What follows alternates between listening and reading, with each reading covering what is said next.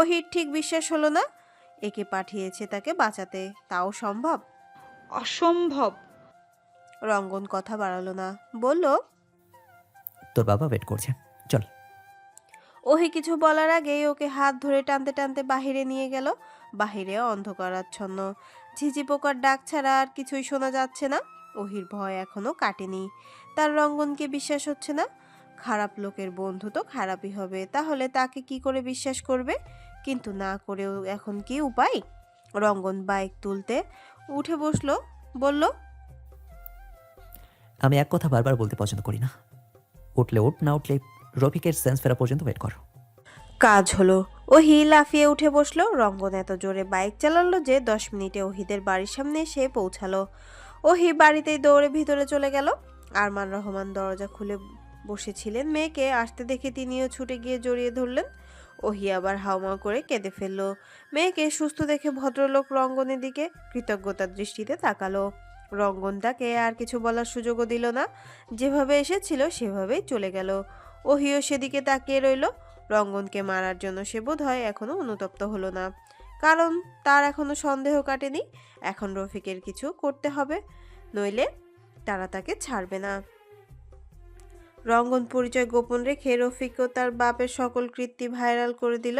তবে সব জায়গা থেকে নিজেকে হাইড করতে ভুলল না। সেই রাতেই তাদের পুলিশ এসে ধরে নিয়ে গেল। আসলে এই প্ল্যানটা রঙ্গনের আগে থেকেই সাজানো ছিল। তার অবশ্য কারণ অভিনয়। সামনের মাসে তাকে বড় মিশনে পাঠানোর কথা ছিল তাকে, আর সেখান থেকে ফিরে এসে সব প্রমাণ শেষ করতে বাপ বেটা মিলে তাকেও মারার পরিকল্পনা করে রেখেছিল তারা। তাদের সব কথায় দরজার আড়ালে দাঁড়িয়ে শুনেছিল সে, তাই ধীরে ধীরে তাদের বিরুদ্ধে সব প্রমাণ সংগ্রহ করে রাখছিল। আজ সুযোগ বুঝে পাবলিশ করে দিয়েছে। পরের দিন সকালেই আরমান সেই নিউজ দেখে তাদের বিরুদ্ধে আরও দুটো কেস দিয়ে এলো। তাদের দেখা দেখে আরও অনেকেই সাহস পেল। সমস্ত স্বাক্ষর প্রমাণ তাদের বিরুদ্ধে থাকায় টাকা পয়সা দিয়েও শেষ রক্ষা করতে পারল না। তবে সব থেকে আশ্চর্যের বিষয়, তারা জানতেও পারল না এই কাজ রঙ্গন করেছে। রঙ্গনকে তার বাবাই পাঠিয়েছিল, এটা ওহি পরে জানতে পারলো। তবে তাকে তার বাবা কেমনে চেনে, এটা নিয়ে মনে প্রশ্ন রয়েই গেল। সবকিছু স্বাভাবিক হয়ে যাওয়ার পর একদিন ওহি আরমান রহমানের কাছে সরাসরি জিজ্ঞাসা করলো, বাবা, রঙ্গনের সাথে তোমার কি সম্পর্ক? আরমান রহমান হাসলেন। মেয়েকে তার পাশের বেতের চেয়ারটাতে বসতে ইশারা করলেন। ওহি চায়ের কাপটা ধরিয়ে দিয়ে চেয়ার টেনে নিয়ে গিয়ে বাবার চেয়ারের সাথে চেয়ার লাগিয়ে বসলো। আগ্রহ নিয়ে বাবার মুখের দিকে তাকিয়ে রইল।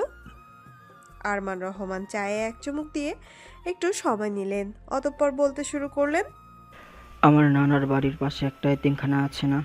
যদিও তুমি অনেক ছোটবেলায় গিয়েছিলে, এখন মনে থাকার কথা নয়। তবে আমার মুখ থেকে তো সেখানকার গল্প শুনেছ। এক সময় আমরা চালাতাম। ওহি মাথা নাড়িয়ে হ্যাঁ না জানালো, অর্থাৎ শুনেছে, কিন্তু সে যে দেখেছিল তা মনে নেই। একটু থেমে আবারও শুরু করলো, সে এতিমখানাটা আসলে আমার নানারই বানানো ছিল। অল্প কিছু বাচ্চা কাচ্চা নিয়ে সেটা শুরু হয়, কিন্তু ধীরে ধীরে এতিমখানার বাচ্চাদের সংখ্যা বাড়তে শুরু করে। নানার মৃত্যুর পর মামা দায়িত্ব নেয়, কিন্তু তার একার পক্ষে চালানো কষ্টকর হয়ে যায়। মামা ঠিক করেন অন্য কারো কাছে দায়িত্ব হস্তান্তর করবেন, কিন্তু আল্লাহ রহমতে আমার সেই মাসেই স্কুলের চাকরিটা হয়ে যায়। আমি মামাকে বলি এখন থেকে অর্ধেক খরচ আমি বহন করার চেষ্টা করব। প্রয়োজনে চাকরির পাশাপাশি টিউশনিও করাবো।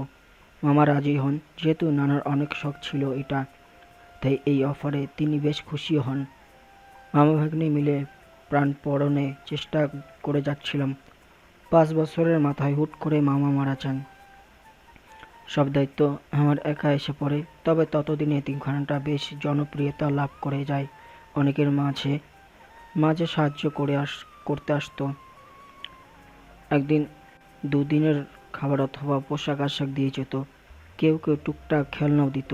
কিন্তু আমার তখন পার্মানেন্ট একজন পার্টনারের দরকার হয়। তার মধ্যে মা বিয়ে করানোর জন্য পাগল প্রায়। তার ভবিষ্যৎ, তিনি আর বেশি দিন বাঁচবেন না, তাই নাতি নাতনির মুখ দেখতে চান। তারপর একভাবে অনামিকার সাথে বিয়েটা আমার হয়ে যায়। দায়িত্ব আরও বেড়ে যায়। একদিন এতিমখানার ভিতরে বসে বসে এসবই চিন্তা করছিলাম কি করা উচিত। হুট করে একটা বাচ্চা ছেলে এলো, আমাকে জিজ্ঞেস করলো, আপনি কি কিছু নিয়ে চিন্তিত? আমি বাচ্চাটার মুখ মানে ভালো করে তাকালাম। বাচ্চা বাচ্চা চেহারা, কি গভীর মায়া সেই মুখে, অথচ কথাবার্তা গম্ভীর, না আছে কোনো ভয়, না আছে কোনো ভনিতা। আমার কি হলো কে জানে। আমি বাচ্চাটাকে খুলে বলার পরে তাকে জিজ্ঞেস করলাম এখন আমার কি করা উচিত। বাচ্চাটা আরও গম্ভীর হয়ে গেল, আমার পাশে এসে বসলো, অতঃপর আমার চোখে চোখ রেখে বলল, আপনি যদি তাদের হাত এখন ছেড়ে দেন তাহলে তারা প্রতিদিন খাবার পাবে না, পড়াশোনা বন্ধ হয়ে যাবে। আপনার সমস্যাটাও বলছি, কিন্তু তবু আপনি তাদের হাত ছাড়বেন না। আমি বড় হয়ে তাদের সব দায়িত্ব নিজের কাঁধে তুলে নেব। ততদিন আপনি একটু কষ্ট করে চালিয়ে নিন। আমি অবাক হয়ে যাই এইটুকুনি ছেলের আত্মবিশ্বাস দেখে। একটু মজা করে জিজ্ঞেস করি তাকে, বড় হওয়ার পর তোমার মনে থাকবে তো? ছেলেটা মুচকি হেসে বলল, রঙ্গন কিছু বলে না, বলতে পারি না। তোমার নাম রঙ্গন? হুম। রঙ্গন আবার বলল, তবে আপনি আরেকটা কাজ করতে পারেন, খবরের কাগজে বিজ্ঞাপন দিতে পারেন, সাহায্য চাই, সাথে একটা নাম্বার দিয়ে দেবেন। সেখান থেকে যে সাহায্যগুলো আসবে তা সঞ্চয় করে ধীরে ধীরে খরচ করবেন। বুদ্ধিটা মন্দ নয়, আমার বেশ পছন্দ হলো। বাচ্চাটা এত স্মার্ট দেখে আমি জানতে চাইলাম, কোন ক্লাসে পড়ো তুমি? 7-এ। খবরের কাগজে এতিমখানার কথা প্রচার হওয়ার পরে সত্যি সত্যি অনেক সাহায্য এলো। এমনকি এতিমখানার বাচ্চাগুলো যেখানে সেখানে পড়াশোনা করত, তাদের স্কুল কৃতজ্ঞ খরচ কমিয়ে 3 ভাগের 1 ভাগ করা হয়। আল্লাহর রহমতে সব কিছু সহজে হতে থাকে। আমি মাঝে মাঝে গিয়ে রঙ্গনের সাথে দেখা করে আসতাম। তবে একটা মজার বিষয় কি জানো, ও আমার সাথে অনেক কথা বলতো, তবে কখনো কিছু বলে সমাধান করতো না। একদিন জিজ্ঞেস করেছিলাম, আমাকে কিছু বলে সম্বোধন করো না কেন? সেদিন সে উল্টো আমাকে প্রশ্ন করেছিল, আপনাকে আমার কি বলে ডাকা উচিত? আমি আপনার কে হই? আমি চট করে উত্তর করতে পারিনি। রঙ্গন সেদিন হাসতে হাসতে বলে চলে গিয়েছিল, তারপর থেকে কখনো কিছু বলে ডাকতে বলিনি, সেও ডাকেনি। সব কিছু ভালোই চলছিল, কিন্তু বিয়ের কয়েক বছর পরেই হুট করে আম্মা মারা গেলেন। সেই বাড়িতে থাকতে আমার বিষের মতো লাগতো। চারিদিকে মায়ের স্মৃতি ছড়িয়ে ছিটিয়ে আছে, সবই আছে, শুধু সেই মানুষটি নেই। এটা মানা অত্যন্ত বেদনাদায়ক। তার উপর অনামিকাও ভীষণ ভেঙে পড়েছিল। সব মিলিয়ে আমি সেখান থেকে চলে আসার সিদ্ধান্ত নেই। ধীরে ধীরে সময় বাড়তে থাকে আমার, আর এতিমখানায় যাওয়া হতো না সেভাবে, শুধু 2 ঈদে যেতাম। অনেক মানুষের সহযোগিতা পাঠাতো, তাই একভাবে চলেই যাচ্ছিল দিনকাল। একদিন খবর আসে রঙ্গনের 18 হয়ে গেছে, ওকে এতিমখানা ছাড়তে হবে। তার আগে আমার সঙ্গে একবার দেখা করতে চাই। তার মধ্যে তোমার মায়ের সঙ্গে আমার ঝামেলা চলছিল। হুট করে রঙ্গন চলে যাওয়ার দিনই অনামিকা আমাকে ছেড়ে চলে যায়। আমার মাথা থেকে রঙ্গনের কথা বেরিয়ে যায়। ধোঁয়াশার মতো 3-4টে দিন কেটে যায়। যখন তার কথা মনে পড়ে আমি তোমাকে নিয়ে সেখানে যাই। যাওয়ার পরে জানতে পারি রঙ্গন সেদিন সন্ধ্যায় পর্যন্ত আমার জন্য অপেক্ষা করেছিল। আমি না আসার জন্য অপেক্ষা করেছি, আমি না আসায় চলে গেছে। তবে যাওয়ার আগে একটা চিঠি দিয়ে গিয়েছিল, সেখানে লেখা ছিল, আমি আমার কথা রাখবো, আমি আবার ফিরবো। আমি জানি আপনি নিশ্চয়ই কোনো জরুরি কাজের জন্য আসতে পারেননি। আমি না ফেরা পর্যন্ত আপনি কিন্তু আপনার কথা রাখবেন। আমি আসবো, ভালো থাকবেন, রঙ্গন। এভাবে লেখা ছিল। সেই চিঠিতেও না ছিল কোনো সম্বোধন, আর না ছিল কোনো ইতি, শুধু ছিল একটা আত্মবিশ্বাস ও প্রতিজ্ঞা। তারপর থেকে আমি তোমাকে নিয়ে ব্যস্ত হয়ে পড়ি। টাকা পাঠালেও সেভাবে আর সেখানে যাওয়া হতো না। তুমি বড় হতে শুরু করো, আমার চাকরি অবসর সময় চলে আসে, আমি অসুস্থ হয়ে পড়ি। সেভাবে কিছু করার আর বয়স ছিল না। অবসরের টাকা 3 ভাগ করে 2 ভাগ, বাকি আর 1 ভাগ টাকা আর একটা চিরকুট সেখানে দিয়ে আসি। আমি কেন জানি না সেই ছোট্ট রঙ্গনের চোখ দেখে বুঝেছিলাম সে একদিন কথা রাখবে। ওহি নড়চড়ে বসলো, গভীর মনোযোগ দিয়ে এতক্ষণ সব কথাই শুনছিল। আবার প্রশ্ন করলো। কি চিরকুট লিখেছিলে বাবা? ভদ্রলোক দীর্ঘশ্বাস ফেলে বললেন, আমি আমার দায়িত্ব সেখানে ইতি টেনে এসেছিলাম। আমার কিছু করার ছিল না রে মা। সব টাকা সেখানে দিলে তোদের কি হতো? কন্যা সন্তান হলে জান্নাত নয়, তাদের লালন পালন করে সুপাত্র দান করতে পারলে তবেই জান্নাত। আমি আল্লাহর উপর ভরসা, রঙ্গনের উপর আস্থা রেখেই সেদিন বিদায় নিয়েছিলাম। তারপর রঙ্গনের সাথে তোমার প্রথম কবে দেখা হলো? আরমান রহমান উত্তর করতেই যাচ্ছিলেন, তখনই ওহির ফোনে অ্যালার্ম বেজে উঠল। বাবার ওষুধ খাওয়ার সময় হয়ে গেছে। ওহি উঠে দাঁড়ালো, বাবাকে ঘরে নিয়ে গিয়ে ওষুধ খাইয়ে শুয়ে দিতে রুমে এলো। আজকেও তার পুরো কথা জানা হলো না, কিন্তু রঙ্গনকে নিয়ে মনের মধ্যে একরাশ কৌতূহল জন্ম নিল। ওহি পরের দিন রাস্তায় দাঁড়িয়ে দাঁড়িয়ে চা খাচ্ছিল। হঠাৎ দূরে রঙ্গনকে দাঁড়িয়ে থাকতে দেখলো, বাইকের সঙ্গে হেলান দিয়ে সিগারেট টানছে। চোখের পলক ফেলতেই উধাও। ওহি বিব্রত হয়, গেল কোথায়? সে কি ভুল দেখলো নাকি সত্যি দেখলো? চোখের ভ্রম। আজকের সব জায়গায় সে রঙ্গনকেই দেখছে শুরু করলো নাকি? আশেপাশে ঘুরেও দেখলো না, কোথাও নেই। আপাতত চা খাওয়া প্রয়োজন, নয়তো ঠান্ডা হয়ে যাবে। তার চিন্তা বাদ দিয়ে আবার চায়ে চুমুক দিল। চায়ের সাথে স্বাদ চোখটা বন্ধ হয়ে এলো। তৎক্ষণাৎ কেউ পাশ থেকে বলে উঠল, আমাকে হচ্ছিল নাকি ডক্টর সাহেবা? ওহি ভোরকে পাশে তাকালো।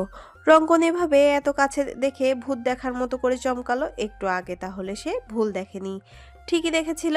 কিন্তু ওখান থেকে হুট করে এখানে কি করে এলো?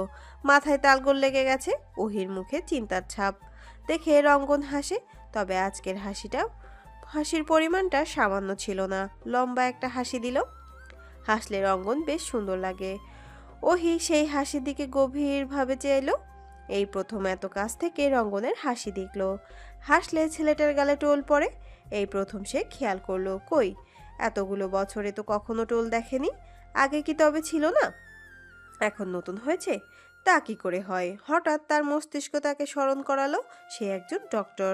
এসব পাগলের মতো চিন্তা ভাবনা করা তার সাজে না। রঙ্গন হাসি না থামিয়ে দীর্ঘ করলো। ওহি এবার আর চেয়ে থাকতে পারলো না, চোখ নামিয়ে ফেললো। হাসি নিয়ে গবেষণা করা শেষ?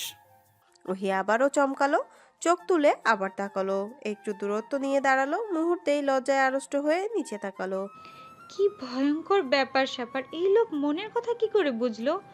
জাদু টোনা জানে নাকি? তবে মুখে মুখে কথাটা অগ্রাহ্য করলো। মাথা খারাপ নাকি? রঙ্গন পকেট থেকে লাইটার বের করে আগুন জ্বালালো, ঠোঁটের কাছে এনে ফু দিয়ে নিভিয়ে মৃদু স্বরে বলল, না, আমি খারাপ। ওহির মন চাইলো না আর দাঁড়িয়ে থাকতে। চলে যাওয়ার জন্য কয়েক পা এগিয়ে গিয়ে আবার ফিরে এলো। আপনাকে কিছু প্রশ্ন করলে উত্তর দিবেন?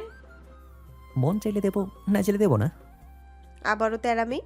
ওহির মেজাজ খারাপ হয়ে গেল, রেগে দাঁতে দাঁত পিষতে পিষতে বলল, আপনার নাম আসলে রঙ্গন না রেখে তারাঙ্গ রাখা উচিত ছিল। বলেই চলে গেল। যাওয়ার আগে মনে মনে আরো কিছু বলল, সব কিছুরই একটা লিমিট আছে। এই শয়তান লোকের তাও নেই। সীমাহীন বর্বর লোক একটা। এরপরে আসিস কথা বলতে। ওহি এখন সিনিয়র ডক্টরের সাথে প্র্যাকটিস করছে। আপাতত তাকে তাদের কলেজের হসপিটালের রোগী দেখার দায়িত্ব দেওয়া হয়েছে। এই কারণে বর্তমানে তাকে বাসা থেকে বেশি হসপিটালে থাকতে হয়। আজ সারাদিন যাবৎ ওহির দেখা নেই। দেখা হবে কি করে? ওহি রাস্তায় বের হলেই আগে চারপাশে ভালো করে নজর বুলিয়ে নিচ্ছে। যেই না রঙ্গনকে দেখে লুকিয়ে চলে যায়। তার মনে বেড়া মানুষের পেটে থেকে কথা বের করার প্রধান উপায় হচ্ছে তাকে ইগনোর করা। রঙ্গনের অতীতের পরবর্তী ঘটনা বাবার থেকে রঙ্গনই ভালো বলতে পারবে, তাই তার থেকে সব জানতে চায়। বাবার কথায় সে এতটুকু বুঝে গেছে, রঙ্গন আর যাই হোক তার কখনো কোনো ক্ষতি করবে না, আর জোর জবরদস্তিও করবে না। তবে তার মুখ থেকে কথা বের করা যে এতটাও সহজ হবে না সে ভালো করেই জানে। তবুও একটু চেষ্টা করতে তো মানা নেই। রঙ্গন ধারণা করেছে সেদিন প্রশ্নের উত্তর না দেওয়াতে ওহি এমন করছে, তাই বলে 7টা দিন তাকে দেখা দিবে না। মনটায় চাচ্ছে তুলে সামনে পেলে আছাড় মারতে, কিন্তু শালা তার বাবার জন্য সেভাবে কিছু বলতেও পারে না। পিটার আর কবির বসে বসে ফিসফিস করছিল। তাদের ফিসফিসের বিষয়বস্তু রঙ্গন। তাদের ভাইকে কি করে ভাবির সাথে দেখা করাবে, এটাই আলোচনা করে বের করার চেষ্টা করছে। কবির খবর নিয়ে এসেছে তাদের ভাবি এখন হসপিটালে রোগী দেখে, তাই পিটারকে বলছে, এই চিটার থুকু, পিটার তুই অসুস্থ হয়ে যা আর আমরা তোকে নিয়ে হাসপাতালে যাই, তাহলে ভাবির সাথে ভাইয়ের দেখা হয়ে যাবে। পিটার কপাল কুঁচকে শুধায়, আমি সুস্থ মানুষ, অসুস্থ হব কেমনে? আরে শালা, তুই অভিনয় করবি একটুখানি? আমি কি পারবো? ভাইয়ের জন্য এইটুকু পারবি না? আলবাত পারবো। দুজনে যুক্তি পরামর্শ করে রঙ্গনের কাছে গেল। রঙ্গন বাইকের ওপর শুয়ে থেকে সিগারেট টানছিল। কবির গিয়ে ডাকলো। ভাই, পিটারের শরীর খারাপ লাগছে, ডাক্তারের কাছে নিতে হবে, চলুন। রঙ্গন উঠে বসলো, ভালোভাবে পিটারকে পরখ করে নিল, একদম ফিটফাট দেখে বলল, তোর যা, আমি যাব না। বলে আবারও শুনে যাচ্ছিল। পিটার তার আগেই বলে বসলো। ভাই, সেখানে ভাবিও আছে। রঙ্গন ভ্রু কুঁচকে তাকালো, অতঃপর মুচকি হেসে বাইকে সোজা হয়ে বসে তাদের উঠতে ইশারা করলো। হসপিটালে ঢুকে তারা আগে খবর নিল ওহি কোন ইউনিটে আছে। ওহি ঘুরে ঘুরে কোনো রোগী কেমন আছে শুনছিল, সাথে টুকটাক প্রেশার মেপে দিচ্ছিল, আর কিছু পরামর্শও দিচ্ছিল। তখনই একটা নার্স আসে, ওহিকে ডাকলো। ওহি অবাক হলো, তার রোগী? ডক্টর হওয়া কি মুখের কথা, এখনো অনেক কিছু শেখা বাকি। কিন্তু হসপিটালে এত বড় বড় ডক্টর রেখে তাকে খুঁজছে কেন? বলল। আপনি গিয়ে 203-এ বসেন, আমি আসছি। ওহি কাজ শেষ করে দ্রুত সেখানে গেল। রুমে ঢুকে পিটার, কবির আর রঙ্গনকে দেখে থতমত খেলো। তিনজন সুস্থ সবল মানুষ দাঁড়িয়ে আছে, চলে যেতে চেয়েও গেল না। হসপিটালে সে আসলে কোনো ঝামেলা চায় না। ভেতরে ঢুকে জিজ্ঞাসা করলো। রুগীকে? তিনজন একসঙ্গে ঘুরে তাকালো। রঙ্গন চুপচাপ। কবির মুখ খুলল, দাঁত কেলিয়ে বলল। আসসালামু আলাইকুম। রুগীকে সে তো আপনি বের করবেন ডাক্তার ম্যাডাম। ওহি চোখ গরম করে তাকালো। কবির শুকনো ঢোক গিলে বলল। পিটার অসুস্থ। আপনার কি কি সমস্যা? পিটার থতমত খেয়ে গেল। এখন সে কি বলবে, এটা তো ভেবে আসেনি। কবিরের দিকে তাকাতে সে ইশারা করলো, যা ইচ্ছে বলে দে। পিটার তাই করলো, কোনো কিছু না ভেবেই বলল। আমার অনেক সমস্যা হয়। তা কি কি সমস্যা হচ্ছে তাই বলুন। এত সমস্যার কথা কেমনে বলে শেষ করব? ওই চশমা টেনে ভালো করে তাকালো, স্বাভাবিকভাবেই জিজ্ঞাসা করলো। আপাতত আপনার 5টা সমস্যার পয়েন্ট আকারে বলুন। পিটার বিপদে পড়ে গেল। সবাই তার দিকে তাকিয়ে আছে, কথা বললেও বিপদ, না বলেও বিপদ, তাই চোখ মুখ বন্ধ করে বলল। 1. খাবার খাওয়ার পরে আমার ক্ষুধা লাগে না। 2. ফ্যানের নিচে বসলে আমার আর গরম লাগে না। 3. আমার যাকে ভালো লাগে তার আমাকে ভালো লাগে না। 4. কোনো মেয়েই আমাকে ভালোবাসে না। 5. একটা কেউ আমাকে সম্মান করে না। ওহির দুই কান দিয়ে গরম ধোঁয়া বের হচ্ছে, কোনো কথা না বলে একটা কাগজে কিছু লিখে একটা বক্স থেকে মোটা সূচের একটা ইঞ্জেকশন বের করে বলল। যা বুঝলাম আপনার অনেক জটিল ও ভয়াবহ সমস্যা। আপাতত আজকে আপনাকে একটা গরুর ইঞ্জেকশন দিচ্ছি, আগামীকাল থেকে 2টো করে দিব। ঠিক এই সময়ে প্রতিদিন আসবেন, আর কিছু ওষুধ লিখে দিচ্ছি, এগুলো নিয়মিত খাবেন। আশা করি 6 মাসের মধ্যেই সুস্থ হয়ে যাবেন। কথাগুলো একদমে বলে ইঞ্জেকশনটা নিয়ে যেই না আগাবে, পিটার দৌড়ে কেবিন থেকে বেরিয়ে গেল। ওহি কবিরের দিকে তাকিয়ে বলল। আপনাকে লাগবে? ব্যাস, সে এসেও দ্রুত স্থান ত্যাগ করলো। রঙ্গন নীরব দর্শক, এত কিছুর মাঝে সে শুধু এক ধ্যানে ওহির দিকে তাকিয়ে আছে। তার মস্তিষ্ক তাকে অন্য কিছু ইঙ্গিত করছে, তাকে বোঝাচ্ছে তাকে দেখার জন্য ওহির চোখে কোনো তৃষ্ণা নেই। তোর জন্য সামান্যতম মায়া ওহির মনে নেই, কিন্তু মন সে কথা মানছে না। মস্তিষ্কের সাথে প্রাণপণে লড়াই করে চলেছে। ওহি এবার রঙ্গনের দিকে তাকালো। রুমে আপাতত কেউ নেই, কোনো ভনিতা ছাড়াই সরাসরি বলল। এরপর থেকে হসপিটালে এলে আসল রুগী নিয়ে আসবেন। রঙ্গন আশেপাশে তাকালো।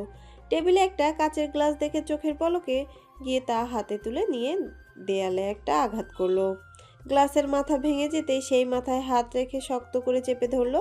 মুহূর্তে ঝরঝর করে রক্ত দিয়ে ফ্লোর পুরো ভেসে ছড়িয়ে গেল। অতঃপর সেই হাত ওহির সামনে ধরে গম্ভীর সুরে বলল। এবার আসল রোগী চিকিৎসা কর।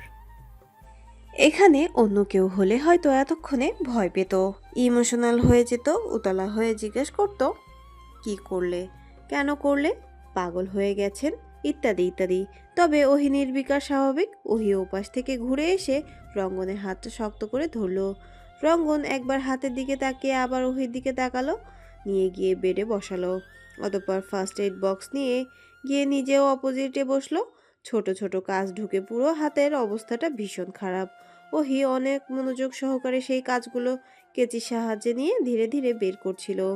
এক একটা কাজ বের হওয়ার সাথে সাথে আবার রক্ত দিয়ে হাত টিস্যু ভর্তি হয়ে যাচ্ছে। সেগুলো বারবার টিস্যু দিয়ে মুছছে। রঙ্গন অনুভূতি শূন্য চিত্র স্বাভাবিক। এত বড় একটা কাণ্ড ঘটিয়েও তার কোনো হেলদোল নেই, বরং তার হাতের কথা ভুলে গিয়ে ওহির দিকে তাকিয়ে আছে। ওহির দেওয়া গুরুত্ব যেন তার ব্যথার কাছে তুচ্ছ।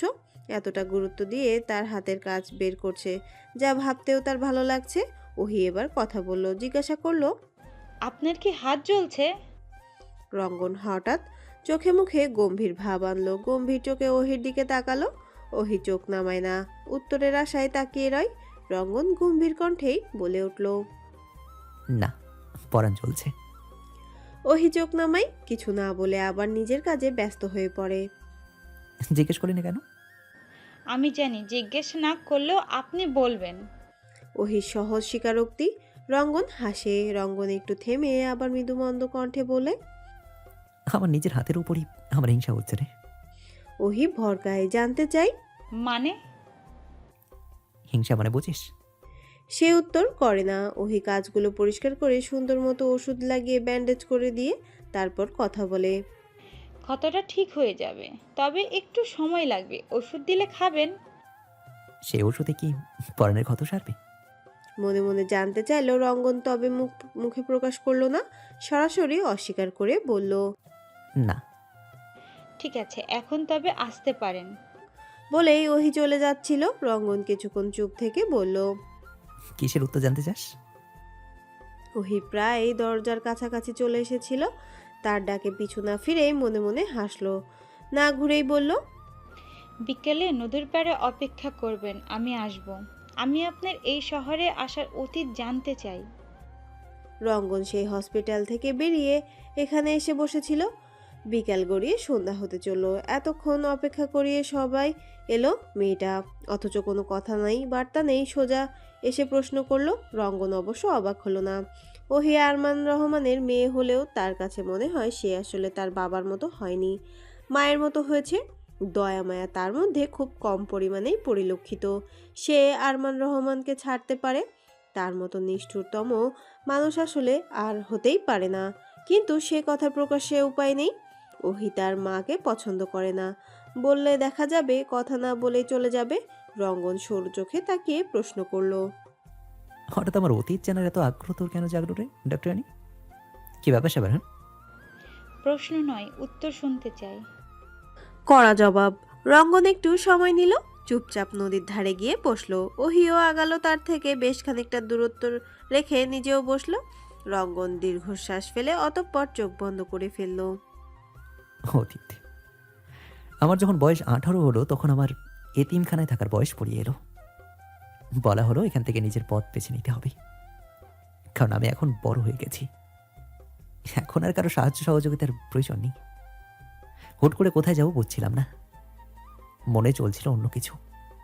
এই এতিমখানার দায়িত্ব একদিন আমাকেই নিতে হবে, কিন্তু এখন আমি কি করব? মাথায় তখন আরমান রহমানের কথা এলো। আমি তাকে খবর কাটাতে বললাম, কিন্তু বিদায়ের দিন সারাদিন বসে রেখেও তিনি আসলেন না। মস্তিষ্ক বলছিল হয়তো কোনো সমস্যায় পড়েছেন, কিন্তু মন, সে তো অভিমানের ভার হয়ে আসছিল। কোথায় একটা তার প্রতি টান অনুভব করছিলাম। আমার অভিমানী সত্তা বলছিল, চলে যা রঙ্গন, আর অপেক্ষা করিস না, তিনি তোকে মনে রাখেনি। কিন্তু আমার মস্তিষ্ক বলছিল না, এমনটা হতে পারে না। তিনি হয়তো কোনো জরুরি কাজে আটকা পড়েছে, হয়তো আসার কোনো পরিস্থিতিই ছিল না। অবশেষে মন মস্তিষ্কের সঙ্গে লড়াই করে উঠে একটা চিঠি লিখলাম, আর তার দিয়ে সেখান থেকে প্রস্থান করলাম। কারণ আমার বিশ্বাস ছিল তিনি আসবেন, আমাকে খুঁজবেন। সেখান থেকে আসার সময় তারা আমাকে কিছু টাকা দিয়েছিল। তা দিয়ে মোটামুটি 2 মাসের মতো ছোটোখাটো বাসা নিয়ে থাকা খাওয়া হয়ে যেত। আমি সেই দিনই রাতের ট্রেনে শহরে এলাম। পৌঁছাতে পৌঁছাতে ভোরে এসেছে। স্টেশনেই বেলা হওয়া অবধি আমি বসলাম। একটু বেলা হওয়ার পর হাঁটতে হাঁটতেই অনেকটা পথ পেরিয়ে একটা বাজারের মধ্যে ঢুকলাম। একটা চায়ের দোকানে বসে চার পাউরুটি খাচ্ছিলাম। হঠাৎ একদল লোকজন এসে সবার সঙ্গে চাঁদাবাজি করছিল, জোর করে টাকা পয়সা নিচ্ছিল। আমি খাওয়া থামিয়ে কাছে গিয়ে জিজ্ঞেস করলাম, এই অসহায় মানুষদের থেকে চাঁদাবাজি কেন করছেন? ব্যাস, এই একটা লাইনে তারা আমার সব টাকা পয়সা সব কেড়ে নিয়ে মারতে শুরু করে। আমার মনে হচ্ছিল এই বুঝি প্রাণটা গেল আমার। তখন মাথায় শুধু একটা কথাই ঘুরছিল, তোকে বাঁচতে হবে রঙ্গন, তোকে বাঁচতে হবে, বাচ্চাদের দায়িত্ব নিতে হবে, কথা রাখতে হবে। আমি তৎক্ষণাৎ চোখের সামনে দেখি একটা রড পড়ে থাকতে। আমার মাথায় আর কোনো কথা আসেনি। আমি চোখ মুখ বন্ধ করে শুধু মেরে গেছি। কিভাবে মেরেছি, কোথায় মারছি কিচ্ছু জানি না। ওরা ছিল 4 জন, হাতে ছুরি ছিল, কিন্তু আমার কাজ অব্দি আসার আগেই আমি বাড়ি মারছিলাম, তাই তো আসতে পারিনি। সবাই হই হই করে উঠছিল, হাঁটতালি দিচ্ছিল। হুট করে পুলিশের গাড়ি এলো। আমি স্বস্তির নিঃশ্বাস ফেলে মারা থামিয়ে সাইডে গিয়ে দাঁড়ালাম। এবার শয়তানগুলোকে তারই ব্যবস্থা করে দেবে। কিন্তু আমাকে অবাক করে তারা আমার হাতে হাত করা পড়ালো। আমি বারবার বলছিলাম আমি কিচ্ছু করিনি, ওরা করেছে। আমার আহাজারি দেখে কিছু দোকানদার এগিয়ে এসে বলল আমাকে ছেড়ে দিতে, আমি কিচ্ছু করিনি। কিন্তু পুলিশ উল্টে তাদেরকেই ঝাড়ি মেরে বলল শেষ, আর কেউ আঁকালো না। সবাই শুধু অসহায় চোখে তাকিয়ে রইল। আমাকে থানায় নিয়ে গিয়ে বলা হলো আমাকে ফাঁসি দেওয়া হবে। কি সব লিখছিল দারোগাটা। তখন রশিদ পাটোয়ারির আগমন হলো। তিনি আমাকে পাশ ডাকলেন, মাথায় হাত বোলালেন আর বললেন আমি তার সঙ্গে গেলে সে আমাকে এখান থেকে মুক্তি দেবে। আমি আর কোনো কথা ভাবিনি, রাজি হয়ে গেছি। তবে তিনি আবারও জিজ্ঞেস করলেন তার সঙ্গে গেলে আর বের হওয়ার পথ নেই, তবে প্রচুর অর্থ উপার্জন করতে পারবো। যেহেতু আমি এসএসসি পাস করা একজন মানুষ, তাদের কথার অর্থ বুঝতে আমার খুব বেশি সময় লাগেনি। তারা যে ভালো কাজ করাবে না এটাও বুঝেছিলাম, কিন্তু রাজি না হলে তারা আমাকে জেলে পাঠিয়ে দেবে। সব চিন্তা ভাবনা করে আমি রাজি হয়ে যাই। অতপর শুরু হয় নতুন পথ। তারা রাজনীতি করতো আর আমাকে দিয়ে প্রচারণা, মারামারি, চাঁদাবাজি, গুন্ডাগিরি সব করাতো।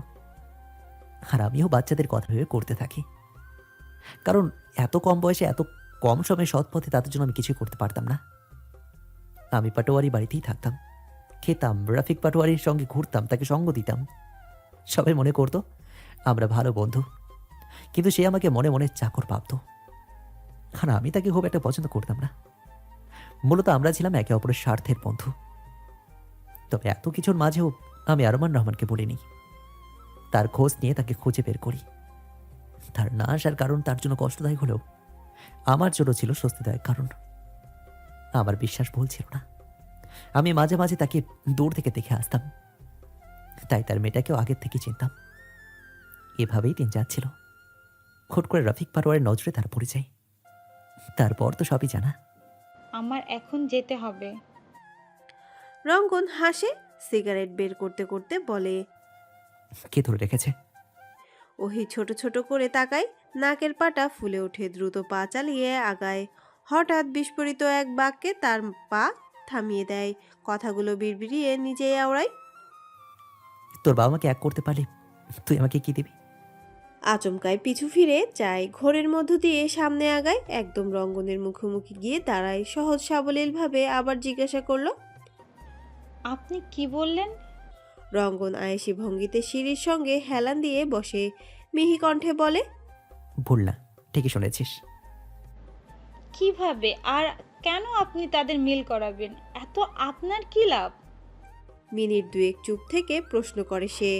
ওর কথায় অদ্ভুত হাসি। রঙ্গন বলল, ভয় নেই, লাভ হিসেবে তোকে চাইবো না। ওহি অপ্রস্তুত হয়ে থতমত খাওয়া কণ্ঠে আবারও জানতে চাই। লাভটা কি তাই বলুন। রঙ্গন লাভ ক্ষতির হিসেব কিচ্ছু করে না। মন যা চায় তাই করে। মনকে সে বরাবরই খুব বেশি প্রাধান্য দেয়। তার মন চাচ্ছে তোর বাবা মাকে একসঙ্গে দেখতে। শুধু মন চাইছে বলে কথাটাগুলো একটু অদ্ভুত শোনাচ্ছে না? তুই আসলে কি শুনতে যাচ্ছিস? তোর জন্য তাদের মিল কথা যাচ্ছি, তোকে পড়ানোর জন্য। ওহি ভ্যাবাচাকা খেয়ে যায়। সে আসলে কি শুনতে চাচ্ছে তা নিজেও জানে না। তবে রঙ্গন কেন তাকে সাহায্য করতে চাচ্ছে এটা রহস্য লাগছে। তার কি লাভ? শুধু মন চায় বলে, নাকি অন্য কোনো কারণ আছে? ওহির নীরবতা দেখে রঙ্গন দীর্ঘশ্বাস ফেলে। তাকে যে এই মেয়ে সহজে বিশ্বাস করবে না তা জানা কথা, তবুও এক লম্বা দীর্ঘশ্বাস বেরিয়ে এলো। আমি আরমান রহমানকে একদিনের জন্য হলেও পৃথিবীর সব থেকে সুখী মানুষ হিসেবে দেখতে চাই, যা পূরণ হবে তার পরিবার আবার এক করে। এটাই আমার লাভ, এটাই আমার চাওয়া। ওহি হুট করে চোখ ঝাপসা হয়ে এলো। এই বুঝি বৃষ্টি এলো? আটকানোর জন্য নাক টানলো কয়েকবার, মুখ ঘুরিয়ে চশমা সরিয়ে চোখ মোছার চেষ্টা করতে লাগলো। এই একটা কথায় সে এতটুকু আজ শিওর হলো রঙ্গন তাকে ভালোবাসে কিনা তা সে জানে না বা বুঝতে পারে না, তবে তার বাবাকে সে প্রচণ্ড প্রচণ্ড ভালোবাসে, রেসপেক্ট করে, এতটুকু সে শিওর। এই প্রথম রঙ্গনকে তার ভালো লাগছে, ভীষণ ভালো লাগছে। মনে হচ্ছে সে একজন পিওর হার্টের মানুষ। এই গুন্ডা বখাটে লোকের বাহিরের চরিত্র যেমনই হোক, ভেতরটা সুন্দর। নিজের ইমোশনাল সত্তা লুকিয়ে তাড়াহুড়া করে গিয়ে আবারও রঙ্গনের পাশে বসলো। কিন্তু কি তা সম্ভব হবে? কেউ কারোর সাথে ফোনে পর্যন্ত কথা বলে না, তাদের অসুখ বিসুখের কথাও একে অপরের কাছে জানানো নিষেধ। এই মান অভিমানের পাল্লা কি আদৌ শেষ করা সম্ভব? আমরা কত চেষ্টা করেছি, কান্নাকাটি করেছি, কিছুই হয়নি। তাদের রাগ জেদ কোনো কিছুরই টনক নড়াতে পারেনি। বাবার অভিমান করার একটা লজিক আছে, কিন্তু মায়ের, সে এতগুলো বছর নিজের ভুলগুলো কেন বুঝতে পারলো না, পারছো না? একদম কথাগুলো বলে থামে ওহি। রঙ্গন চেয়ে থাকে, এতটা উৎফুল্ল হয়ে তার সাথে কথা কখনো বলেনি ওহি। আজকে প্রথম বলছে। জীবনে প্রথম নয়, রঙ্গনের সাথে প্রথম। কি হলো, কথা বলছেন না কেন? শুনছি। এখন কিছু বলুন। সোজা কথায় কাজ না হলে তোর মাকে গিয়ে তুলে নিয়ে আসবো। ওহি বড় বড় চোখ করে তাকায়।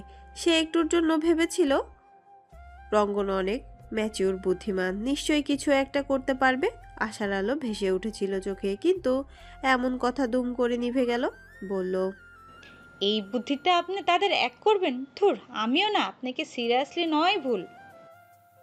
কেন? এতে বলে কি আছে? আপনি মাকে কিভাবে তুলে আনবেন? হাত দিয়ে তুলে আনবো, তারপরে? তোর বাবার সামনে দাঁড় করিয়ে দেবো।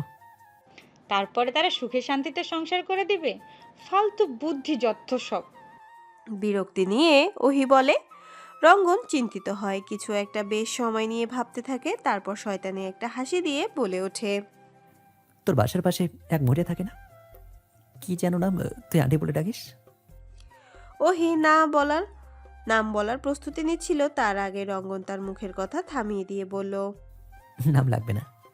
তুই আগে এটা শিওর হ যে উনি তোর বাপকে লাভসাপ করে নাকি। ওহি ভরকাই। এই কথা রঙ্গন জানলো কেমনে? পিনপিনে গলায় স্বরে বলল, আপনি কি করে জানলেন? তার মানে সত্যি? বলে সিটি বাজায় সে। বেচারি ভিমরি খেয়ে যায়। কিছু না বলে জিজ্ঞাসাসূচক দৃষ্টিতে তাকিয়ে রয়। রঙ্গন সেই দৃষ্টি দেখে আর ঘুরায় না, সরাসরি উত্তর করে, সেদিন বাজারে পিটার যখন তাকে তোর মা ভেবেছিল, উনি তার ভুল না ভাঙিয়ে বরং খুশি হচ্ছিলেন। আর তুই যে আন্টি বলে সম্বোধন করলি, সঙ্গে সঙ্গে তার মুখের হাসি কমে গেছিল। সেই দৃশ্যটা দেখেই আমার একটু সন্দেহ হয়েছিল। ওহি অবাক হয়, এই ব্যাডার এত বুদ্ধি। একটু বাহবা দিয়ে বলে, বাহ বাহ, আপনার কিন্তু বুদ্ধি অনেক। হ্যাঁ, শয়তানি বুদ্ধি লাগলে বলিস প্রীতিমো। না থাক, আপনার বুদ্ধি আপনার কাছেই রাখুন। এখন আসল কথায় আসি। হুম। তোর বাপ যদি মানাতে হবে। কি করে? কিন্তু তারপরে যদি তাদের অভিমান না ভাঙে? আমি জামা কাপড় খুলে রাস্তায় গিয়ে শুয়ে থাকবো। ওহি নাক মুখ কুচকে ফেললো, বলল, ছি ছি, এসবের সঙ্গে এর কি সম্পর্ক? রঙ্গন দাঁতে দাঁত পিষতে পিষতে তাকায়। হাত কাটা থাকায় সিগারেটটাও ধরাতে পারছে না। বড্ড খেতে ইচ্ছে করছে। মনে মনে ভাবলো, ওহিকে একবার বলবে নাকি সিগারেট ধরিয়ে দিতে। পরক্ষণে মনে হলো, না থাক, এই মেয়েটাকে সিগারেটের বদলে ইটও তুলে দিতে পারে খাওয়ার জন্য। নিজের এমন ইমাজিনারি কথাবার্তা বাদ দিয়ে গম্ভীর হলো, গম্ভীর কণ্ঠে বলে উঠল, তোরা বেটি মানুষরা কি কোনো পজিটিভ চিন্তাভাবনা করতে পারিস না? মাথায় যদি নেগেটিভ কথা আসে, আমাদের কি দোষ? দোষ আসলে তোদের নয়, আমাদের। একদম ঠিক। রঙ্গন ওহি এই আলাপের মধ্যে ঢুকে একে অপরের সাথে স্বাভাবিকভাবে কথা বলছে, তা নিজেরাও ধরতে পারল না। ওহির আজকের তার কথা বিরক্ত লাগছে না, চলে যাওয়ার তাড়া দিচ্ছে না। অন্যদিকে রঙ্গন তার স্বভাবের বিপরীতে গিয়ে সব প্রশ্নের উত্তর করার চেষ্টা করছে। তাদের পরিবর্তন তারা ধরতে না পারলেও সাক্ষী হয়ে রইল এই পানি ভরা নদী। দুটো বিপরীত স্বভাবের মানুষের নতুন পরিণয়ের সূচনা হলো কি, নাকি এমনি?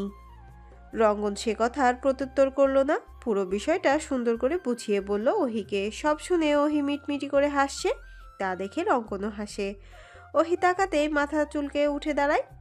এখন তাদের গন্তব্য যেতে হবে। কাল থেকে তাদের নতুন মিশন শুরু। হাত বাড়িয়ে বলল। ডান। ওহি একবার তার দিকে তাকালো, তো আর একবার তার হাতের দিকে তাকালো। রঙ্গন হাত নামাতে যাচ্ছিল, তখনই সে হাতে হাত রাখলো। মুচকি হেসে বলল, ডান। দেখতে দেখতে 4 দিন পেরিয়ে গেছে, কিন্তু ওহি কাজের চাপে রঙ্গনের সাথে দেখা করতে পারেনি। আবার এই কয়েকদিন রাস্তাঘাটেও চোখে পড়েনি। একটা কল যে দিবে তার কাছে নাম্বার পর্যন্ত ছিল না। হুট করে আসার আলো দেখিয়ে এই লোক গেল কোথায়? চিন্তিত হয়ে ভাবছিল আর হাঁটছিল। হঠাৎ আজকে হসপিটাল থেকে আসার সময় কপালে জোরে পিটারের সাথে দেখা হয়ে যায়। তার থেকে 7-5 বুঝ দিয়ে নাম্বার চেয়ে নিয়েছে। বেড়াই তো সেই খুশি, ভাবি ভাইয়ের নাম্বার চাচ্ছে। তার কাছে দারুণ ব্যাপার স্যাপার। পারলে তো সে এখনই লুঙ্গি ডান্স করা শুরু করে। কিন্তু না, অনেক কষ্টে আবেগ লুকিয়ে নাম্বার দিয়ে দৌড়াতে দৌড়াতে কবিরের কাছে এসেছে। কবির সবেই গোসল টোসল করে আইসিকল পাউডার গায়ে মেখে শুয়েছে, ঘুম ঘুম ভাব। এমন সময় পিটার দৌড়ে এসে তাকে টেনে তুলে নাচতে শুরু করলো। ঘুমে টলমলো কবির প্রথমে কি হচ্ছে বুঝতেই পারছিল না।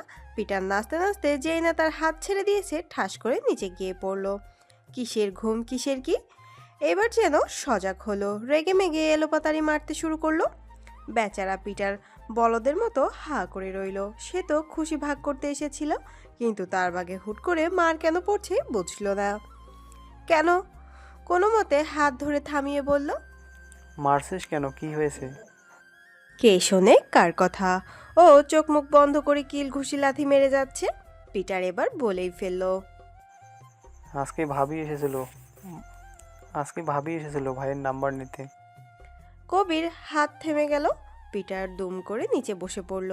তার পিঠ পাজার শেষ। মনে হচ্ছে এই বুঝি সব খসে পড়বে। যেই না সে হাই হতাশ করতে যাবে, সেই মুহূর্তে কবির আবার তাকে নাচার জন্য টেনে তুলল। দুজনের এসব কাণ্ড কারখানা দেখে রঙ্গন নিঃশব্দে হাসলো। তাদের অগোচরে ভেতরে ঢুকেছে। গাধাগুলো এখনো টেরও পায়নি। এই 4 দিন সে এতিমখানায় ছিল। ভেবেছিল একদিন থেকে ফিরবে, কিন্তু সেখানে কিছু কাজ থাকায় ফিরতে পারেনি। এবার ওদের ডাক দিল। কি রে, কি ব্যাপার, এত নাচানাচি করছিস? দুজনেই থামলো। রঙ্গনকে দেখে তাদের খুশি যেন বহুগুণ বেড়ে গেল। হাঁপাতে হাঁপাতে ছুটে গেল তাকে জড়িয়ে ধরতে, কিন্তু মাঝ রাস্তায় রঙ্গন তাদের থামিয়ে দিয়ে বলল, একদম না, দূরে থাক। দুজনেই থেমে গেল। মুখ গোমরা করে তাকালো। রঙ্গন তাকে পাত্তা দিল না। পিটার যেই না কথাটা বলতে যাবে, তার আগেই কবির মুখ চেপে থামিয়ে দিল। ফিসফিস করে বলল, আগেই বলিস না সারপ্রাইজ থাকবে না। একে অপরকে ফিসফিস করতে দেখে রঙ্গন ভ্রু কুচকায়। ওরা দাঁত কেলিয়ে হেসে চা আনছি বলে একে একে কেটে পড়ে। রঙ্গন কিছু বলে না। ক্লান্ত শরীর নিয়ে নিচের পাতা মাদুরে শুয়ে পড়ে। রাত বাজে 10টা। ওহি ভাবছিল কল দিবে কি দিবে না, দিবে কি দিবে না। মনের সাথে অনেকক্ষণ দোটানায় ভুগতে ভুগতে অবশেষে ঠিক করলো দিবে। কিসের এত জড়তা? সে তো তার প্রেম আলাপ করতে কল করছে না, প্রয়োজনেই করেছে। তাহলে এত ভাবার কি আছে? নিজেই নিজেকে বুঝ দিতে দিতে কল করলো। রঙ্গন গভীর ঘুমে ছিল। প্রচণ্ড ক্লান্ত থাকায় যেভাবে এসেছিল সেভাবে শুয়ে পড়েছিল। পিটাররা ডাকলেও আর ওঠেনি। উল্টে ওদের ঘুমের ঘোরে চলে যেতে বলেছে। তার ফোনটা মাথার কাছেই রেখেছিল, একদম কান ছুঁই ছুঁই। হঠাৎ করে বিকট শব্দে ধরফড়িয়ে লাফিয়ে উঠল রঙ্গন। মেজাজ চরম বিগড়ে গেল। মুখ থেকে 2-4টা গালি দিয়ে ফোনটা হাতে নিল, কিন্তু ফোনের স্ক্রিনে জল করা নামটা দেখে থেমে গেল হার্টবিট। ডাক্তারনি। লেখাটার দিকে কিছু সময় চেয়ে রইল। ঠিক কলটা কেটে যাওয়ার আগ মুহূর্তে কলটা ধরে ঘুমু ঘুমু কণ্ঠে বলল, হ্যাঁ বল। ওহি সালাম দেওয়ার প্রস্তুতি নিচ্ছিল। তার আগেই হ্যাঁ বল কথাটা শুনে থেমে গেল। সালাম দেওয়া বাদ দিয়ে পাল্টা প্রশ্ন করলো, আপনার কাছে আমার নাম্বারও ছিল? হ্যাঁ ছিল। কই, আগে তো কখনো কল করেননি। কথা বলতি না তাই দেয়নি। আজকে কেন দিয়েছেন? কারণ আজ কথা বলবি তাই। আপনি সব জেনে বসে আছেন? সব নয়, তোকে জেনে বসে আছি। ওহি আজকে বিরক্ত হলো না। অদ্ভুত অনুভূতি হচ্ছিল তার। রঙ্গন সম্পর্কে জানতে জানতে তার চরিত্রটা তার কাছে এখন আর খারাপ লাগে না। আর আজকে তাকে প্রশ্ন করতে ইন্টারেস্টিং লাগছিল, তাই নিজে থেকে খুঁচিয়ে খুঁচিয়ে কথা বলছিল। হঠাৎ জানতে চাইলো, আমি আপনাকে যে পাত্তাই দেই না, আপনার রাগ লাগে না? রঙ্গন হাসে। অদ্ভুত অনুভূতিময় এক কণ্ঠস্বরে উত্তর করে। তোর পাত্তা দেওয়া থেকে পাত্তা না দেওয়ার বিষয়টা আমাকে বেশি টানে।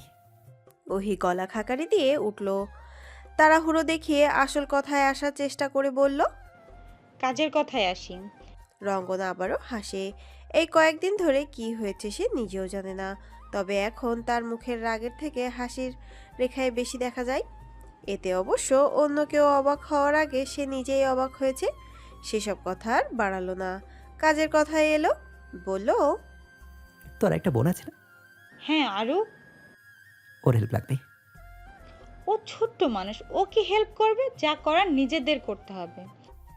ও বলেছে ও ছোট। আজব, বলতে কি চাচ্ছেন? ওর নাম্বার দে। বলছি, আগে যা জিজ্ঞেস করছি উত্তর দে। হুম। তুই ওর সঙ্গে কে কথা বলিস? মায়ের ফোন। গুড, এবার তোর মায়ের নাম্বার দে। ওহি এতক্ষণে বিরক্ত হলো। এই লোক জীবনেও সোজাভাবে কিছু বলবে না, ঘুরিয়ে পেঁচিয়ে বাঁকা করে তবেই বলবে। অসহ্য। কিছুটা রাগ দেখিয়ে বলল, আপনি কি আমাকে বলেন আসলে আপনি কি করতে চাচ্ছেন?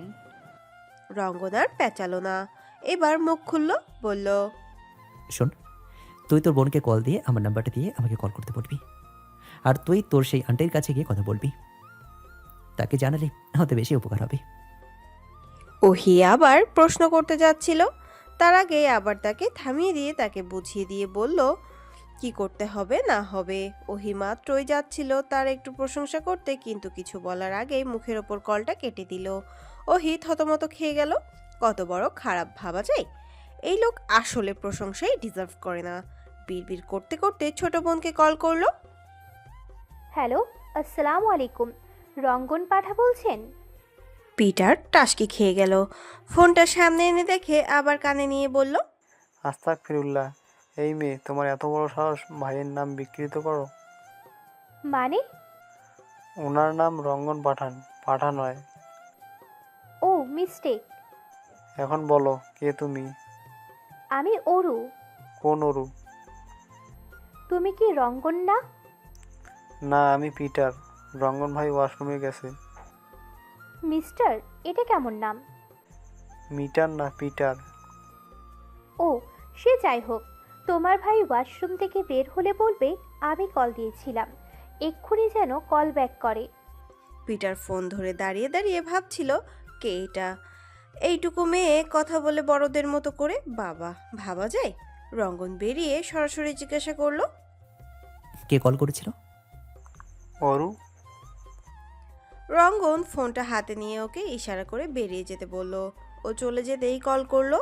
প্রথমবার বাঁচতে বাঁচতেই কেটে গেল, দ্বিতীয়বার ধরে আবারও একইভাবে সালাম দিয়ে বলল, আসসালামু আলাইকুম। রঙ্গন পাঠান বলছেন? রঙ্গন ভ্রু কুচকালো। মেয়েটাকে সে যতটা পিচ্চি ভেবেছিল ততটাও নয়, ম্যাচিওর মানুষের মতো কথা বলছে। উত্তর করলো, হ্যাঁ, আমি রঙ্গন। অরু মিটমিট করে হাসছে। এই প্রথম সে এত বড় একটা মিশনে নামছে। নিজেকে অনেক বড় বড় মনে হচ্ছে, তাই কথাও বড়দের মতো বলার চেষ্টা করছিল। তবে এবার আর পারল না, ফিক করে হেসে ফেলল। হাসতে হাসতেই বলল, আমার ভীষণ ইন্টারেস্টিং লাগছে বিষয়টা। মনে হচ্ছে আমরা গোয়েন্দা সংস্থার লোক। আচ্ছা শোনো, আগে বলো আমি তোমাকে কি বলে ডাকবো? রঙ্গনের মন বলছিল, দুলাভাই ডাক। কিন্তু মুখে বলল। যা ইচ্ছে তাই ডাক। অরু হাসতে হাসতে বলল, আচ্ছা, আমি তবে তোমায় রঙ্গন বলেই ডাকবো, ঠিক আছে? তবে তোমার নামটা কিন্তু জোশ। রঙ্গন খুক খুক করে কেসে উঠল। প্রথমে আপনি থেকে তুমি, এবার সোজা রঙ্গন। আজ পর্যন্ত ওহির মুখের তার নাম শুনতে পেল না। আর এইটুকুনি মেয়ে কিনা, কি ডেঞ্জারাস ব্যাপার স্যাপার ভাবা যায়। রঙ্গন ভ্যাবাচাকা খেয়ে দাঁড়িয়ে আছে, কি বলবে এখন। হ্যালো, তোমার কি কাশি হয়েছে? রঙ্গনের মন চাইলো এই বেশি পাকনা মেয়েটাকে জোরে সোরে একটা ধমক লাগাতে, কিন্তু দিল না। এখনকার পোলাপানকে ধমকা ধমকি দিয়ে কিছু করানো যায় না, এদের ভালোবেসে ছলে বলে কৌশলে কাজ আদায় করে নিতে হয়। তাই সোজা কথা এলো, শান্ত কণ্ঠে বলল, কাজের কথায় আসি। তুমি কি বিরক্ত হয়ে যাচ্ছ? রঙ্গনের মনটায় চাইলো ফোনটা তুলে আছাড় দিতে, কিন্তু না। হাত মুঠো করে রাগ সংবরণ করার চেষ্টা করলো, পুরোটা না পারলেও কিছুটা পারলো বোধ হয়। বলল, শোনো, এখন থেকে তোর মা কি করছে, কোথায় যাচ্ছে, সব খবর আমাকে দিবি, ঠিক আছে? ওর গম্ভীর হয়, থমথমে কণ্ঠে জানতে চায়। তুমি কি আমাকে অর্ডার করছো? রঙ্গন দাঁতে দাঁত চেপে উত্তর করে। না, অনুরোধ। ওরও একগাল হেসে বলল, আচ্ছা ঠিক আছে, কাজ হয়ে যাবে। ব্যাস, প্রথম দিন এতটুকুই কথা হয়েছিল দুজনের মধ্যে। তারপর থেকে মিসেস অনামিকা যদি চোখের পলকও ফেলতো, সে কথাও অরু রঙ্গনকে কল করে জানাতো। উঠতে বসতে কল করে বলতো, এখন মা ভাত খাচ্ছে, এখন মা ছাদে যাচ্ছে, এখন মা বাজার করতে যাচ্ছে, এখন মা ব্যাংকে যাচ্ছে। মানে প্রতিটাই মিনিটের খবরাখবর সে তাকে দিত। এতে তার কাজের থেকে অকাজই বেশি হতো, মেজাজ গরম হতো, মাঝে মাঝে ফোনটাই গিলে ফেলতে মন চাইতো। আবার মাঝে মাঝে পিটার বা কবিরকে দিয়ে ধরাতো, তবে তাদের কাছে ফোন দিলে কথা বলে না। ওদের বলে রঙ্গন আসলে আমাকে কল করতে বলল। আজকে 7 দিন যাবৎ ব্যস্ততার কারণে ওহির কোনো খবর নেই। এদিকে তার বোন যে কাজের থেকে অকাজ বেশি করছে সে খবর পর্যন্ত তার কাছে নেই। কাল থেকে রঙ্গন ওর ফোন ধরেনি, তাই আজকে ওহিকে কল দিয়ে বলতে বলেছে যেন কল ধরে। ওহি সেই দিক আয়েশার সাথে কথা বলে এসেছে। ভদ্রমহিলা অনেক আগে থেকেই তার বাবাকে পছন্দ করতেন, তখন জানতেন না আরমান রহমান বিবাহিত। জানার পরে আর তার সুপ্ত অনুভূতি প্রকাশ করেননি। সে কারো সংসারে বাধা হয়ে দাঁড়াতে পারে না, যদিও বা আরমান রহমানের সংসারই নেই। তবুও একতরফা অনুভূতি সবসময় বিষাদময় হয় না, মাঝে মাঝে সুন্দরও হয়। ভদ্রমহিলার বিয়ে হয়নি, হবে কি করে? 3 সন্তান জন্ম দিতে পারবে না, এ কথা শুনে কেউ বা বিয়ে করবে? তবে এ নিয়ে তার কোনো মাথা ব্যথা নেই, জীবনে একাও বাঁচা যায়। তার মনের জোরেই তিনি এত দূর। তিনি ভীষণ ধৈর্যশীল মানুষ, তবে তিনি তার সুপ্ত অনুভূতি প্রকাশ না করলেও আরমান রহমান আর ওহির নজর এড়ায়নি। তার দৃষ্টি বলে দেয় সে ভালোবাসে, ভালো চায়। ওহি এসে খোলামেলা কথা বলে গেছে, আয়েশার সাহায্য তার দরকার।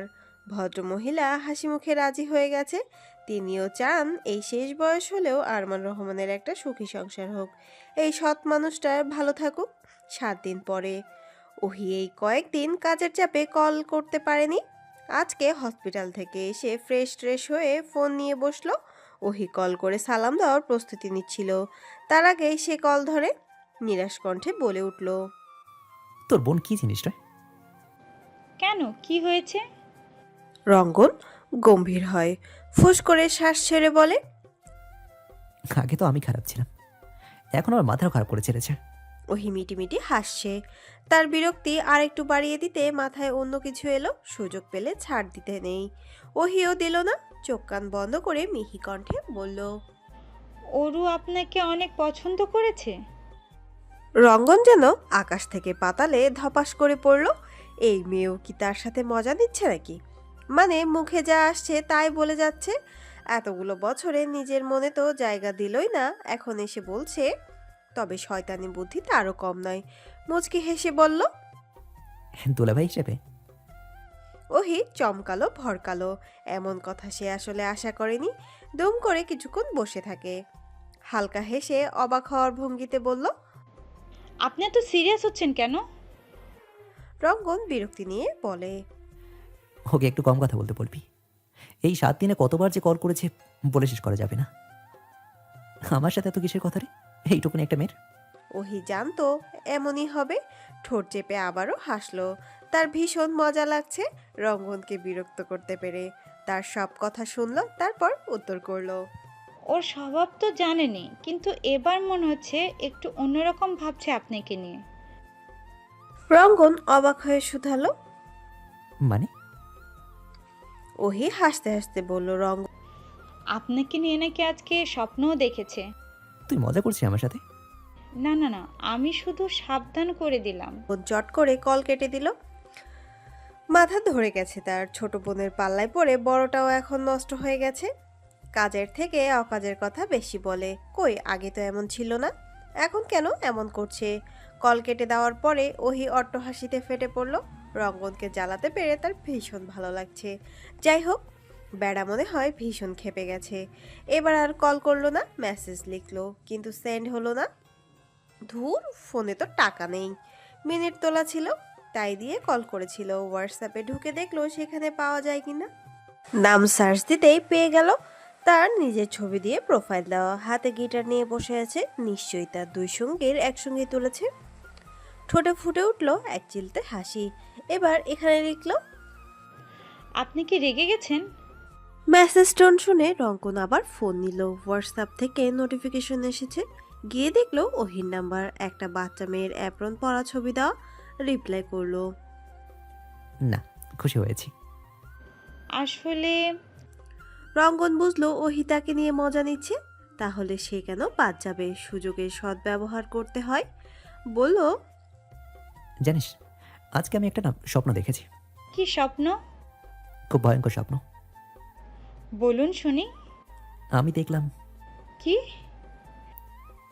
না থাক, তুই রেগে যাবি। যাব না, বলুন। শিওর? হ্যাঁ। রঙ্গন হাসে, গুনগুন করতে করতে লেখে, স্বপ্নে দেখলাম তুই আমাকে চুমো খাওয়ার জন্য কান্নাকাটি করছিস। এতক্ষণে ওহির সব জারিজরি শেষ। বড় বড় করে ফোনের স্ক্রিনের দিকে তাকালো। মুহূর্তেই ফোন হাত থেকে ধপাস করে বিছানায় পড়ে গেল। চোখ মুখ কান বন্ধ করে চেঁচিয়ে উঠল। ছি, না। আরমান রহমান বসার রুমে ছিল। মেয়ের চিৎকার ছুটতে ছুটতে এলেন। এসে দেখলেন মেয়ে দুই কানে হাত দিয়ে চোখ বন্ধ করে আছে। কিছুটা ভীতির সৃষ্টি হলো মনে। ওহি কি ভয় পেয়েছে? উত্তেজিত কণ্ঠে হাঁসফাঁস করতে করতে জিজ্ঞাসা করলো, আজকে শুক্রবার, সাপ্তাহিক ছুটি দিন। অরু সকাল সকাল পার্কে ঘুরতে যাওয়ার জন্য বায়না ধরেছে।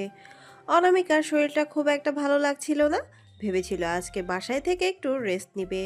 তার হলো কই, মেয়ে বায়না ধরে বসলো। সচরাচর মেয়েকে নিয়ে তেমন বের হওয়া হয় না, তাই আজকে আর না করলো না, রাজি হয়ে গেল। ভাবলো আশপাশ থেকে একটু ঘুরে আসবে, কিন্তু না, অরু নাছোড়বান্দা।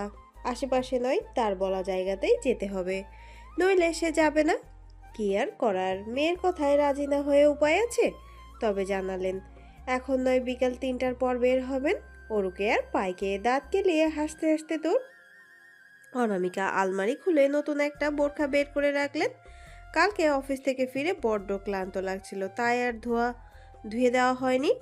এখনও ক্লান্ত লাগছে, থাক, ঘোরাঘুরি শেষে না হয় এসে ধুয়ে দেবে। আপাতত একটু ঘুমাবেন ভেবে শুয়ে পড়ল, কিন্তু শুলেই কি ঘুম ধরে? আজকে ওহিটা কাছে থাকলে তাকেও সাথে নিয়ে যেতে পারত। আর আরমান রহমান, তিনি থাকলে তো আর কথাই ছিল না। বিছানায় শুলেই তাদের স্মৃতির মস্তিষ্কে ঘেরে, না পারেন সইতে আর না পারেন কাউকে কইতে। নিজের জেদের কাছে সংসার সন্তান সব বিসর্জন দিয়েছে, বড্ড আফসোস লাগে। আরমান রহমানের কাছে ছুটে যেতে ইচ্ছে করে, হাত দুটো ধরে মাফ চাইতে ইচ্ছে করে, শেষ জীবনটুকু তাদের নিয়ে বাঁচতে ইচ্ছে করে, কিন্তু যেতে পারেন না। কেমনে এই মুখ তিনি স্বামীকে দেখাবেন? এত আদর যত্ন করে রাখা রাজরানীর মতো করে রাখতে চেয়েছিলেন কিসে? সে কি করলো মানুষটার সাথে? প্রতিটা রাত তার অশ্রু বিসর্জন দিতে দিতেই যায়। আরমান রহমান যদি একবার মাফ করতেন, সে মরেও শান্তি পেত। এই সকল কথা চিন্তা করতে করতে এক লম্বা দীর্ঘশ্বাস ফেলল। 3টা বেজে 10 মিনিট। অরু রেডি হয়ে হাজির। অনামিকা মেয়েকেই ডাকতে যাচ্ছিল, কিন্তু তার আগে মেয়ে 4G বলার আগেই রেডি। অনামিকা আর লেট করলেন না, আবার ফিরতে হবে, তাই তাড়াতাড়ি বেরিয়ে পড়লো। পার্কের সামনে নামিয়ে দিতে অরু দৌড়ে টিকিট কাউন্টারে চলে গেল। দৌড়ে টিকিট কাউন্টারে অনামিকা ভাড়া মিটিয়ে দুটো টিকিট নিয়ে ভেতরে ঢুকলো। ওহি বাবাকে নিয়ে পার্কের এক বেঞ্চে বসে আছে। অনেকদিন পর মেয়েকে ফ্রি পেয়েছেন, ঘুরতে এসে বড্ড ভালো লাগছে ভদ্রলোকের। তিনি মেয়ের সাথে খোশ গল্প করতে ব্যস্ত। তার কথার জবাবে ওহি শুধু হু হা করছে আর একটু পরপর এদিক সেদিক তাকাচ্ছে। মেয়ের উসখুস করার বিষয়টা ভদ্রলোকের নজরে এলো না। জিজ্ঞাসা করলো। কাউকে খুঁজছিস মা? ওহি থতমত খেয়ে তাকালো, জোরপূর্বক হেসে আমতা আমতা করে বলল। কই না তো বাবা। আরমান রহমান আর কিছু জিজ্ঞাসা করলেন না, তিনি আবারও গল্প করতে শুরু করলেন।